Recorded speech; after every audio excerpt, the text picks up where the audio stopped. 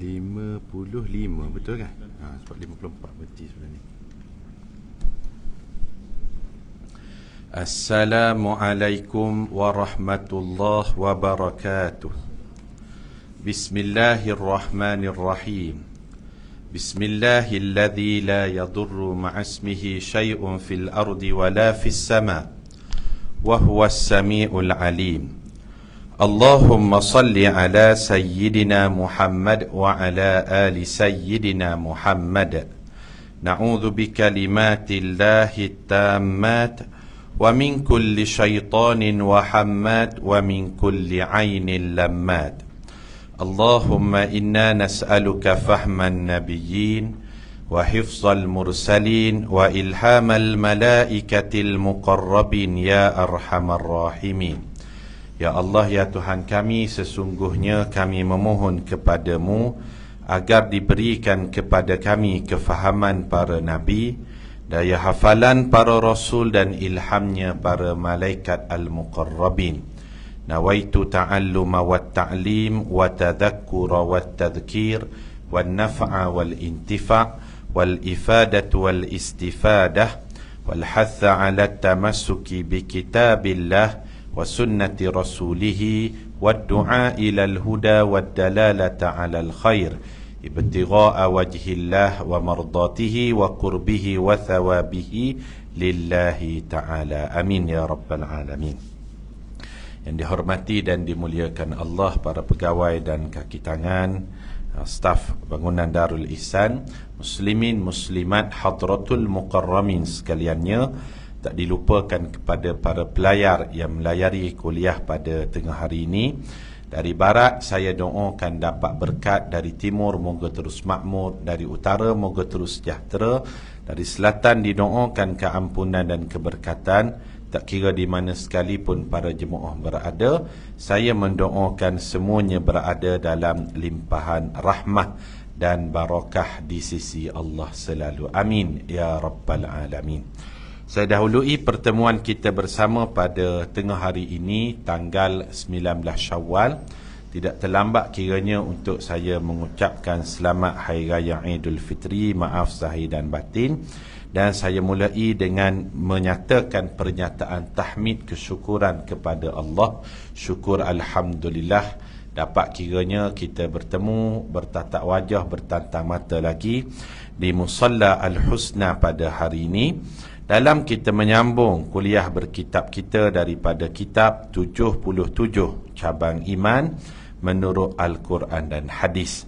Dan kalau tak salah pada catatan sayanya, pada pertemuan kita sebelum Ramadan, kita berhenti pada cabang iman yang ke-54. Betul ya?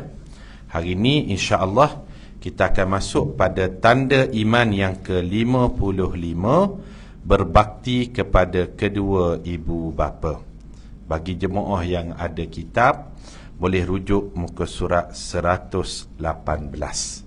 Muka surat 118, cabang iman yang ke-55, berbakti kepada kedua ibu bapa.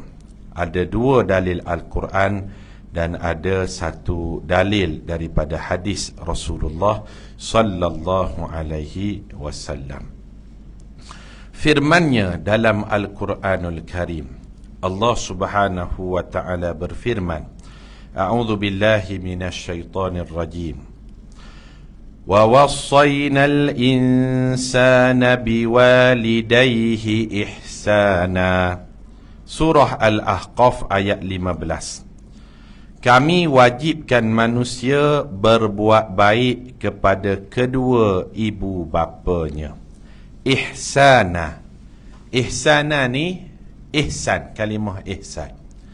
Kalimah ihsan para jemaah sekalian dalam bahasa Arab, dia tidak sama sebagaimana kita memahami kalimah ihsan dalam bahasa Melayu. Kita faham kalau ihsan ni maknanya belas ihsan, kesian, betul tak? Kasihanilah saya, ihsanilah saya. Ihsan ni maknanya belah ihsan, kita faham gitu. Tetapi ihsan dalam bahasa Arab, ia merujuk kepada kita melakukan kebaikan lebih daripada apa yang kita terima. Itu maksud ihsan. Kalau satu dibalas satu, itu dalam bahasa Arab disebut sebagai jaza. Jaza ni balasan yang setimpal. Tapi kalau kita terima satu, kita balas lebih, 2, 3 dan sebagainya, itu disebut sebagai ihsan. Faham tak? Maka dalam bab berbuat baik kepada ibu bapa, walaupun hakikatnya kita tidak mampu melakukan kebaikan yang lebih pada mak ayah kita, tetapi kita dituntut sekurang-kurangnya cuba berusaha memberikan lebih daripada apa yang kita terima. Faham tak tuan-tuan? Sebab itu dalam Quran, bila Allah berbicara dalam konteks berbuat baik kepada ibu bapa, Allah dia akan guna istilah ihsan. Perhatilah mana-mana ayat Quran. Contoh kan, kalau saya pergi umrah, saya pun balik ke Malaysia, saya bagi ustaz, ini ada sedikit kacang-kacang saya beli di Mekah, saya bagi pada ustaz. Kemudian tak berapa lama ustaz pergi umrah, dia bawa balik pada saya sebagai cenderamata kacang-kacang, buah kurma, jubah, air zam-zam. Ini ustaz, ini saya balik umrah, ini cendera hati sikit. Saya bagi pada Ustaz Zahir 1, tapi ustaz bagi pada saya 4. Itu disebut sebagai ihsan. Pemberian yang lebih daripada apa yang diterima. Faham tak tuan-tuan? Itu kalimah ihsan dalam bahasa Arab. Sebab itu kalimah ihsan dalam bahasa Arab ini baginda menggunakan pada tempat yang tertinggi. Ibu bapa, apabila kamu nak melakukan penyembelihan, hendaklah kamu melakukan dengan penuh ihsan. Ihsan tu kebaikan yang banyak pada haiwan tersebut. Macam mana tajamkan pisaunya, jangan sembelih di hadapan haiwan yang lain, berbuat baik pada dia, itu makna ihsan.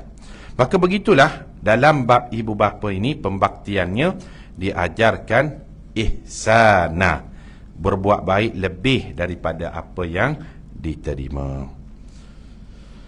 Dalil yang kedua, Allah Subhanahu wa taala berfirman, wa qada rabbuka alla ta'budu illa iyyahu wa bil walidaini ihsana. Kita jumpa lagi perkataan ihsan.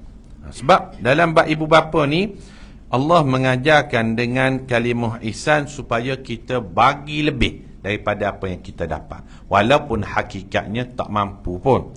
Kasih ibu bapa kepada anak takkan sesekali mampu menandingi kasih anak kepada ibu bapa. Betul tak? Hakikatnya memang begitu. Tapi Allah mengajarkan buat lebih. Imma yablughanna indakal kibara ahaduhuma aw kilahuma fala takul lahuma uffin wala tanharhuma wa qul lahuma qawlan karima واخفض لهما جناح الذل من الرحمة وقل رب ارحمهما كما ربياني صغيرا. Maksudnya, Tuhanmu telah perintahkan supaya engkau tidak menyembah melainkan Allah. Setelah itu, hendaklah engkau berbuat baik kepada kedua ibu bapa.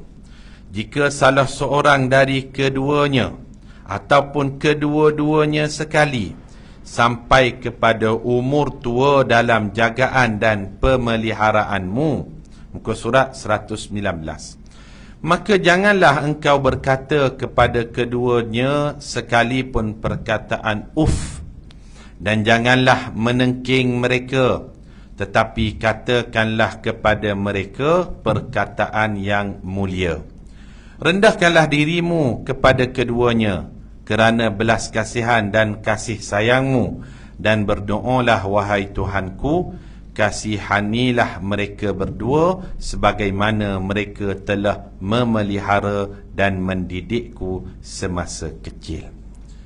Para jemaah sekalian, ini doa yang terbaik kalau kita nak mendoakan kepada kedua ibu bapa kita, sebab doa ini termasuk doa yang ma'thur yang diajarkan dalam Al-Quran. Dia doa yang paling baik ni doa dari Al-Quran dan hadis. Ia disebut sebagai doa yang ma'thur. Kemudian doa yang terbaik juga doa yang diamalkan oleh para sahabat dan tabi'in.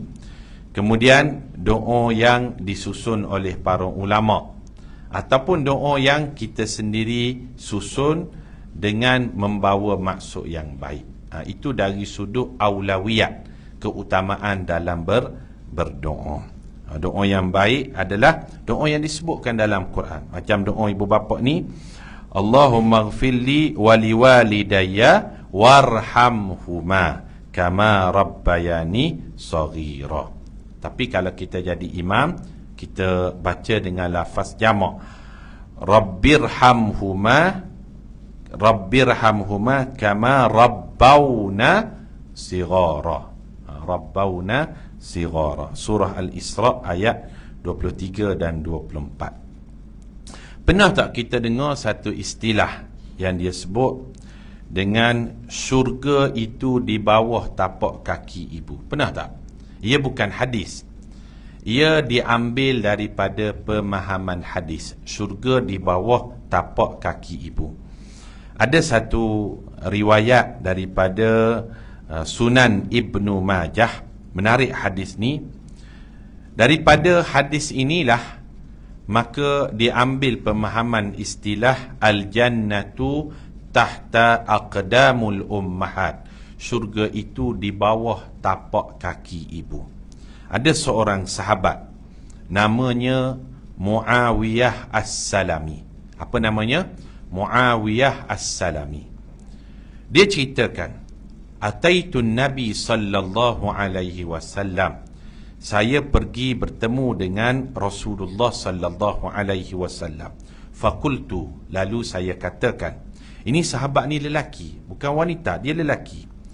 Dia katakan, ya Rasulullah, ya Rasulullah, inni kuntu aradtu al-jihadu ma'aka. Wahai Rasulullah, saya nak berjihad bersama dengan engkau. Boleh tak saya nak beri nama ni, saya nak pergi berjihad bersama dengan engkau? Dia bagi nama pada Nabi. Macam nak pergi mana? Sumuk Flotilla lah contohnya kan. Dia bagi nama, saya nak pergi misi Sumuk Flotilla ni. Boleh tak? Nabi SAW dia akan buat check background profile. Nabi akan tanya sahabat yang nak bagi nama tadi, nak berjihad bersama dengan baginda, ni lelaki bukan wanita. Saya nak tanya dulu, mak awak ada tak? Lalu dia katakan, ma'i ummi, ibu saya masih ada wahai Rasulullah. Rasulullah buat background check up profile dia. Dia masih ada ibu, dan dialah sebelum ni orang yang bertanggungjawab menjaga ibunya dan keperluan-keperluan ibunya. Maka baginda katakan padanya, waihak, kamu dikecualikan, kamu tak boleh pergi. Jaga-jaga kamu, ilzam rijlaha, lazimilah kamu dengan berjihad, caranya lazimi tapak kaki ibumu. Fathammal jannah, di situ kamu akan dapati syurgamu. Apa pelajaran daripada hadis ini? Pelajarannya, pintu syurga itu macam-macam wasilahnya. Kamu berbakti pada ibumu, itu juga salah satu bentuk pembaktian. Bukan kita katakan nak kaitkan dengan Sumuk Flotilla itu, kita tidaklah kata halang, tapi dari sudut aulawiyatnya. Sebab di situ kita tengok ada wanita yang pergi dalam keadaan, yalah, ada ibu yang tua, ada anak-anak yang masih kecil, dan ada suami dan sebagainya. Mungkin dia buat pertimbangan dah, kita tak tahu di sebaliknya. Tapi dari sudut keutamaannya, perkara-perkara ini juga perlu dinilai. Sebab pada zaman Nabi SAW pun baginda pernah mengecualikan lelaki ketika itu yang nak berjihad. Tapi baginda buat semakan dulu. Ibumu masih ada, ya masih ada, maka baginda katakan kamu dikecualikan, kamu berbaktilah dengan ibumu itu, nescaya kamu akan dapati syurga di bawah tapak kakinya. Maka berdasarkan hadis inilah ada satu keluar peribahasa menyebut al-jannatu tahta aqdamul ummahat. Syurga itu di bawah tapak kaki ibu. Itu salah satu yang Rasulullah sallallahu alaihi wasallam tekankan. Para jemaah sekalian, kalaulah ibu kita ataupun bapa kita masih ada, cara pembaktian kepada kedua ibu bapa itu kita faham.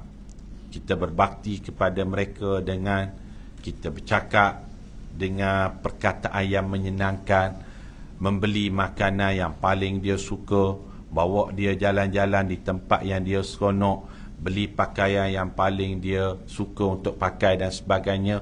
Itu kalau ibu bapa kita masih ada. Tapi mungkin dalam kalangan kita ini, macam saya dan mungkin sebahagian daripada kita, ibu bapa kita sudah tidak ada. Maka bagaimanakah cara pembaktian kepada ibu bapa kita yang mungkin sudah tidak ada ataupun meninggal dunia? Nombor satu sekali boleh kita lakukan dengan cara kita berdoa kepadanya. Doa anak yang soleh ini pasti sampai. Biasa hadis yang kita sebut itulah, idza matal insan inqata'a amaluhu illa min salath. Bila matinya seseorang manusia, semua amalnya putus melainkan 3. Salah satunya adalah waladun salihun yad'u lahu, doa anak yang soleh. Doa yang paling baik, doa yang Allah sendiri tunjukkan dalam Quran. Tak ada doa yang lebih baik daripada itu. Allahumma ighfir lana dhunubana waliwalidina warhamhuma kama rabbayana saghira, ataupun kama rabbawna sighara. Doanya sampai. Doa sudah ustaz. Apa lagi kebaikan yang boleh kita lakukan dalam bentuk pembaktian pada ibu bapa yang telah meninggal dunia? Salah satunya adalah menghadiahkan pahala bacaan Al-Quran. Pahalanya sampai. Kata Imam Nawawi, wa in khatimul Qur'ana fahuwa hasanun. Pembaktian seorang anak kepada kedua ibu bapanya, kalau dia menghadiahkan sekhatam Al-Quran, itu paling baik. Dia baca Al-Quran daripada awal sampai akhir, satu khatam Al-Quran, niatkan pahala pada kedua ibu bapa, itulah paling baik. Tetapi sekhatam Al-Quran ni don't play-play, bukan main-main, payah, betul tak? Kalau tak mampu sekhatam Al-Quran, kata Imam Nawawi, kita menghadiahkan faqalbul Quran, jantungnya Al-Quran. Jantungnya Al-Quran apa dia? Surah Yasin. Paling-paling tidak Khamis malam Jumaat tu Masjid Surau ada buat bacaan Yasin. Kita pun pergilah Masjid Surau, baca Yasin dengan imam yang pimpin bacaan Yasin. Niatkan pahala untuk mak ayah kita. Itu yang terbaik kalau tidak mampu sekhatam Al-Quran. Baca Yasin seminggu sekali, tanda ingat, sampai pahalanya pada ibu bapa kita. Kalaulah qalbul Quran, jantungnya Al-Quran tak mampu, maka kita hadiahkan fa ummul Quran, induknya Al-Quran, iaitu surah Fatihah. Paling baik sekhatam Quran. Tak mampu, jantungnya Quran Yasin. tak mampu, induknya Quran Al-Fatihah. Al-Fatihah pun tak dan juga ustaz. Kalau Al-Fatihah pun tak mampu, inna lillahi wa inna ilaihi raji'un, mati sajalah, apa lagi boleh dibantu kan. Al-Fatihah pun tak mampu, paling kurang ialah sehari sekali ke, ataupun paling tidak seminggu sekali Yasin itulah, ataupun Fatihah lah, paling komand sepanah lah orang Terengganu sebut. Paling dok cerita pun seminggu sekali itu hantar bacaan Al-Quran, niatkan pahala kepada kedua ibu bapa kita. Itu cara pembaktian.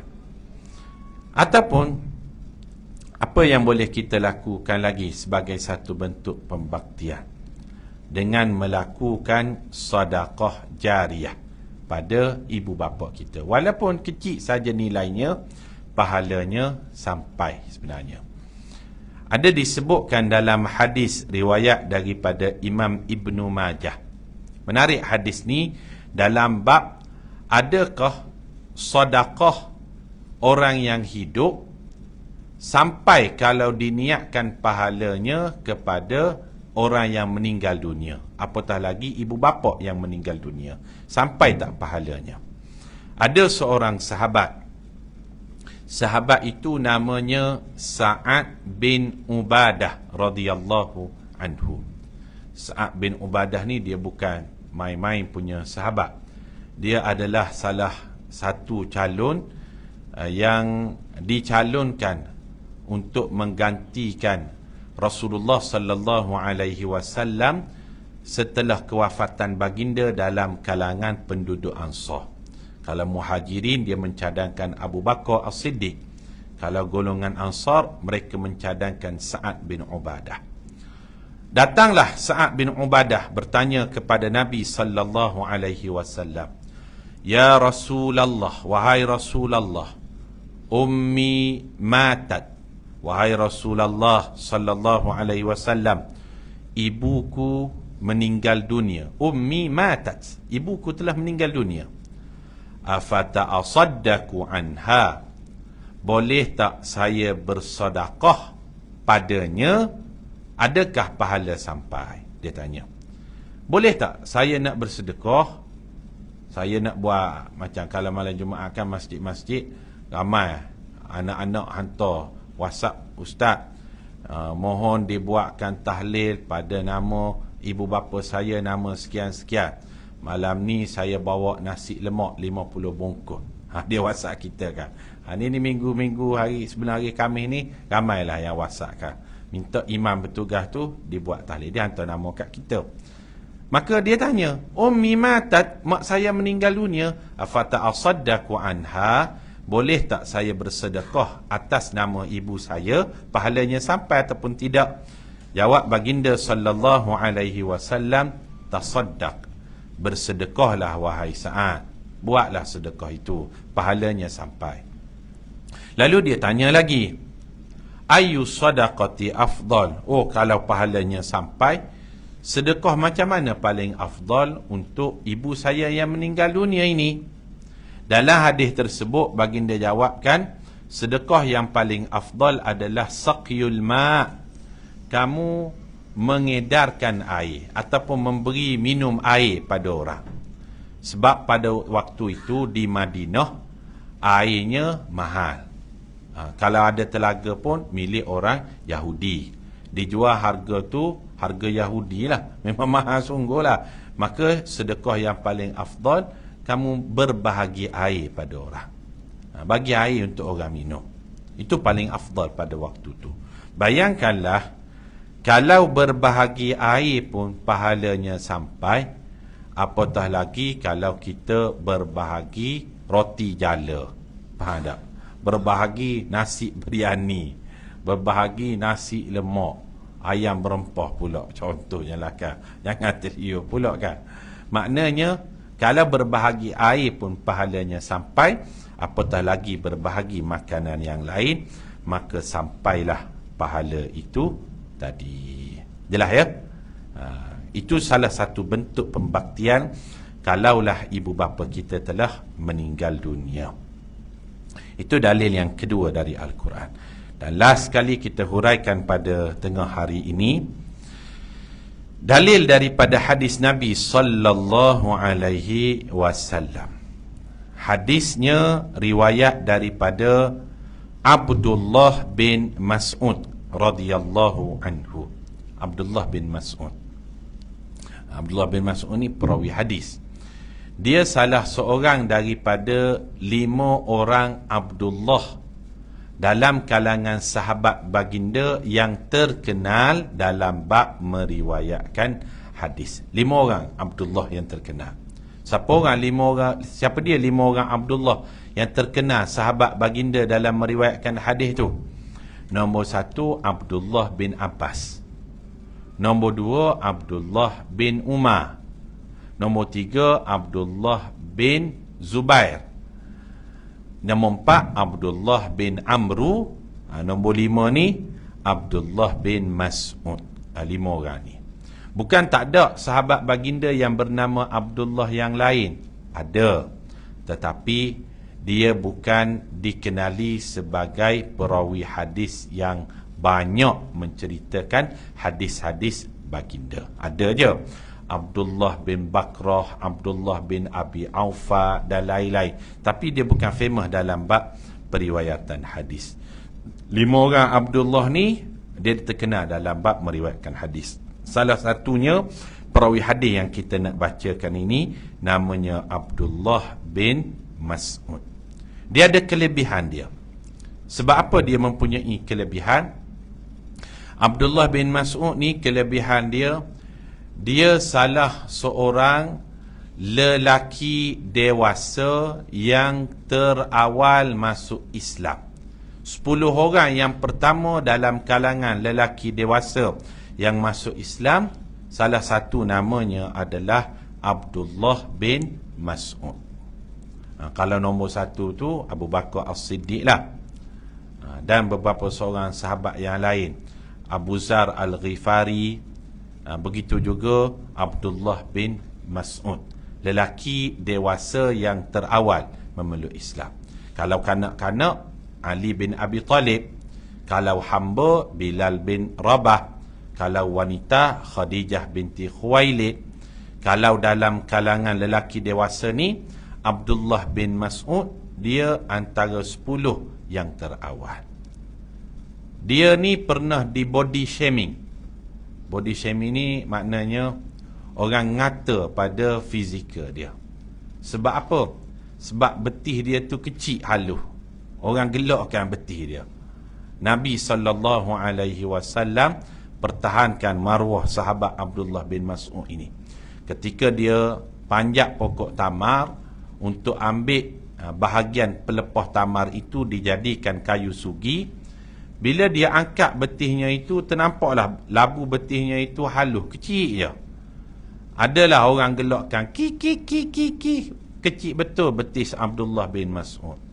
Perbuatan body shaming itu tadi disampaikan kepada Nabi SAW, lalu baginda bangkit mempertahankan. Baginda katakan, betis Abdullah bin Mas'ud yang kamu gelakkan kerana kecil halus itu, di hari akhirat kelak bila ditimbang di atas timbangan mizan, ia lebih berat daripada Jabal Uhud. Baginda pertahankan. Don't play dengan Abdullah bin Mas'ud ni. Betih dia pun lebih berat daripada Bukit Uhud. Apatah lagi amalnya yang begitu hebat sekali. Dialah Abdullah bin Mas'ud radhiyallahu anhu. Katanya, dia yang meriwayatkan hadis ini. Sa'altun Nabiyya sallallahu alaihi wasallam. Saya terjemahkan terus ya, maknanya sa'altu maknanya saya bertanya. Bukan dia dengar orang lain tanya, tidak, tapi dia sendiri yang tanya. Tanya pada siapa? Rasulullah sallallahu alaihi wasallam. Apa soalannya?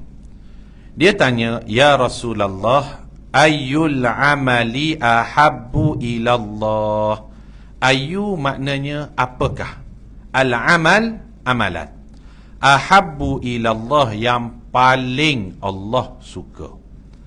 Kita boleh belajar salah satu bentuk direction soalan yang diajukan oleh sahabat, mereka ni kalau bertanya, mereka cuba cari amalan yang paling terbaik. Faham tak? Sebab itu kita akan ketemui dalam banyak hadis, sahabat dia akan bertanya, apakah amalan yang paling afdal? Apakah amalan yang paling Allah suka? Apakah amalan yang terbaik? Apakah amalan yang paling Allah cinta? Sebab mereka kalau melakukan amalan, dia akan cari yang paling baik. Sebab apa mereka kalau tanya soalan, sahabat bertanya yang paling baik, paling afdal, paling banyak pahala. Sedekah macam mana paling banyak pahala? Semua sedekah ni ada pahala, tapi sahabat ada tanya soalan, sedekah macam mana paling banyak pahala bila dilakukan? Baginda jawablah, ketika ada rasa kedekut, kamu sedekah, paling banyak pahala. Ketika bercita-cita nak jadi kaya, kamu bersedekah, paling banyak pahala. Ketika kamu bimbang jadi fakir, paling banyak pahala. Ketika kamu ada impian, paling banyak pahala. Sahabat dia akan tanya paling. Sebab apa?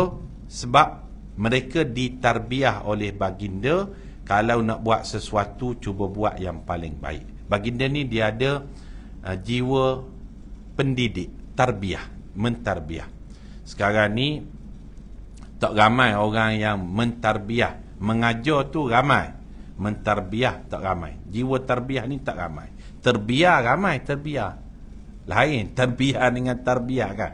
Terbiar ni ikut pandai awak lah. Saya bagi tahu dah. Awak nak ikut, awak tak nak, itu awak punya hal. Itu terbiar. Dia bagi tahu, ikutlah lepas tu. Nak jadi apa jadi. Tapi baginda ni dia tarbiah, dia mendidik, dia sentiasa follow up, dia sentiasa update. Sebab itu sahabat dia ada kecenderungan untuk tanya amalan yang paling baik ataupun yang paling banyak pahala. Sebab baginda dia ada jiwa tarbiah. Dia beza para jemaah sekalian. Orang yang mengajar dan orang yang mentarbiah, dia punya direction dia berbeza.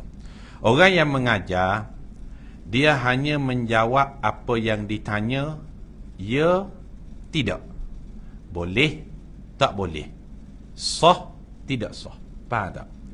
Kalau orang yang nak mentarbiah, dia bukan sekadar menjawab ya, tidak, boleh, tak boleh, sah, batal, tetapi dia mendidik apakah option yang terbaik. Kan? Faham tak? Kalau orang mengajar kan, dia tanya, Ustaz, boleh tak semayang Zuhur pakai seluar 3 suku je? Pakai luar 3 suku, pakai t-shirt begitu saja. Orang mengajar, dia akan, bila ditanya boleh tak boleh, dia akan kata, beres, boleh, sah sahaja, no problem, tutup aurat, beres. Itu orang mengajar. Kalau orang mentarbiah, dia akan kata, pakailah pakaian yang paling baik. Betul tak? Kan awak nak bertemu Allah, pakailah pakaian yang paling sempurna, paling bagus, paling terbaik. Maknanya dia ada perkataan paling kat situ. Sebab dia nak menyediakan ibadah yang paling baik. Itu beza orang yang mengajar dan orang yang mentarbiah. Hari ni kita akuilah ramai orang yang sekadar mengajar. Dia hanya sampaikan, ikut tak ikut, nak buat macam mana kan? Tapi orang yang nak mentarbiah ni, dia bukan hanya sekadar menyampaikan, dia cuba bagi option yang paling baik, dia cuba follow up, dia cuba up to date dan sebagainya. Itu tak ramai lah. Sahabat, dia ditarbiah baginda. Sebab itu direction soalan para sahabat, kita akan bertemu dengan banyak. Mereka tanya, ayu sadaqati a'zamu ajra, apakah sedekah yang paling banyak pahala? Ayul hijratu afdal, apakah hijrah yang paling afdal? Hadis ni, ayul amali ahabbu ilallah, apakah amalan yang paling Allah suka? Amal soleh ni semua Allah suka, betul tak? Tetapi yang paling Allah suka tu bagaimana bentuknya? Nombor 1, baginda sallallahu alaihi wasallam jawab, as-salatu li waqtiha, yang paling Allah suka, yang paling afdal adalah awak solat di awal waktu. Bukan kata tak boleh solat di waktu yang sama tapi lewat, tidaklah berdosa. Contohnya, dia solat Zuhur tapi pukul 3, berdosa tak berdosa masih dalam waktunya. Pukul 4, berdosa tak berdosa selagi mana dia tidak melengah-lengahkan dengan sengaja ataupun menangguhkan. Cuma yang paling afdal adalah solat di awal waktu. Baginda sebut begitu. Kemudian dia tanya lagi, thumma ayu, kemudian apa lagi amalan yang Allah suka? Baginda jawab, birrul walidain. Allah paling suka orang yang melakukan pembaktian pada kedua ibu bapanya. Dan yang ketiga, Abdullah bin Mas'ud tanya, thumma ayu, kemudian apa lagi? Baginda jawab, al-jihadu fi sabilillah. Allah suka orang yang berjihad di jalan Allah.